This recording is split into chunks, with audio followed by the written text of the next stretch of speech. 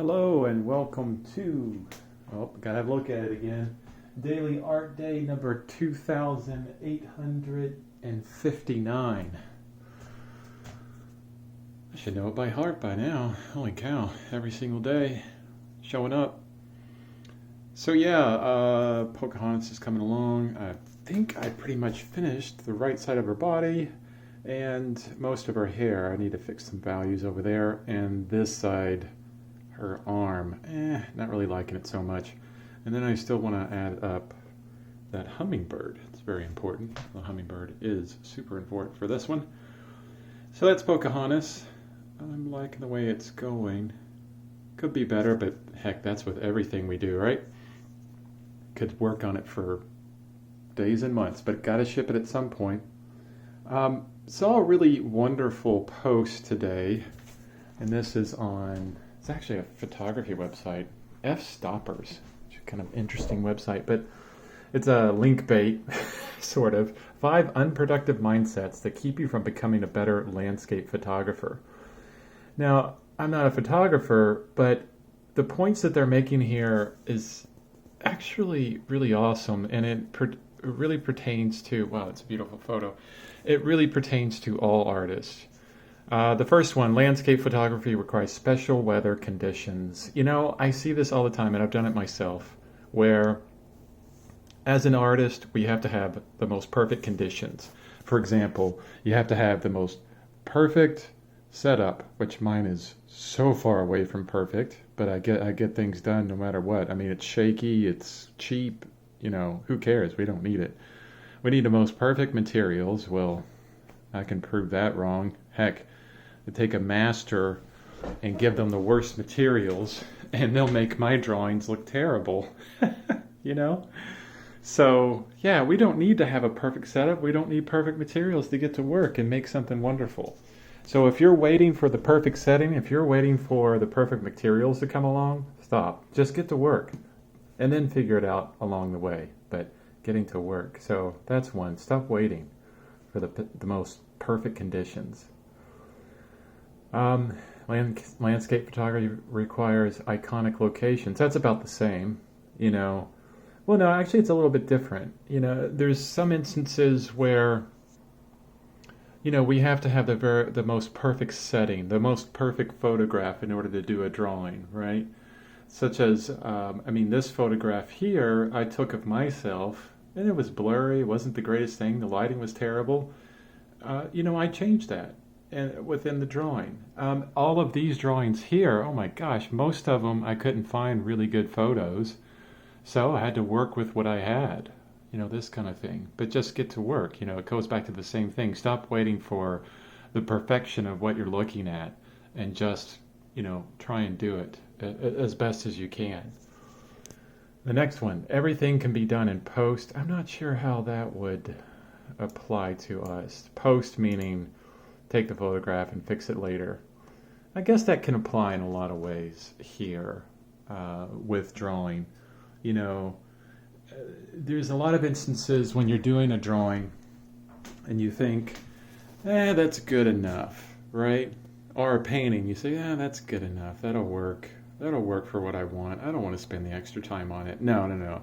Stop yourself right there and keep working. Get it to a point where, it's not going to be perfect. We're not going for perfection here. There are no perfect human beings. But go for excellent. Richard Smith, in his book, Alla Prima, which I have right here, he actually has you put on your easel a little note, which I haven't done that in years, which says, I will never knowingly leave something incorrect on my canvas or drawing, basically. So yeah, another thing, push to get a bit better. Post-processing is cheating. So this is a really good one. I know this is dealing with photography, post-processing and everything. Now, I hear this from other artists all the time, or not outright, but you see it all the time. I work from life, no matter what, all the time and forever. I'm not going to do anything unless it's from life. Well, that's wonderful, if you can work from life consistently. But if you're a figurative artist, Or if you're drawing, a Tyrannosaurus or Pokemon, these kind of things. Or if you're making up something from your mind, you can't really draw from life, right? There has to be a give there. So photos are perfect for that. Learn how to work photos as if it was from life, this kind of thing.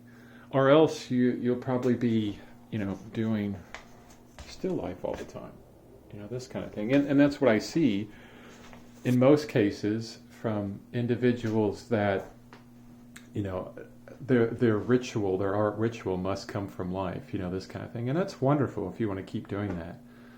But like I said, I don't have the money to hire Johnny Depp to pose for me. Heck, I don't have the money to hire the next door neighbor to pose. So yeah, it's not cheating if you use photos. Not cheating at all.